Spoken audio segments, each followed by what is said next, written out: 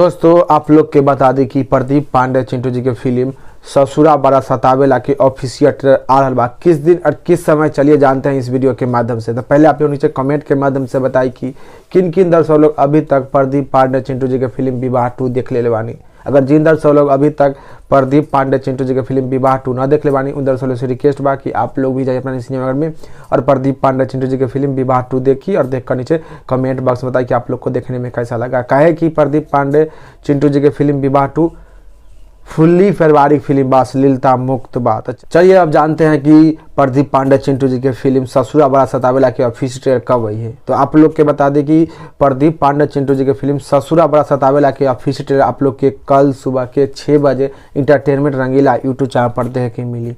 जी हाँ भाई लोग, आप लोग सही सुन रहे बानी कि प्रदीप पांडे चिंटू जी के फिल्म ससुरा बड़ा सतावेला के ऑफिशियल ट्रेलर कल ही आ रहा बा सुबह 6 बजे इंटरटेनमेंट रंगीला यूट्यूब चैनल पर। तो आप लोग को एक छोटा सा जानकारी बतावे के रहे। तो अगर आप लोग प्रदीप पांडे चिंटू जी से जुड़ल और आगे जानकारी जानना चाहते हैं तो आप लोग हमनी के चैनल यादव में हिट भोजपुरी न्यूज़ के सब्सक्राइब कर दी, वीडियो के लाइक कर दी, वीडियो के शेयर भी लगा दी। चलिए फिर मिलते हैं अगले वीडियो में।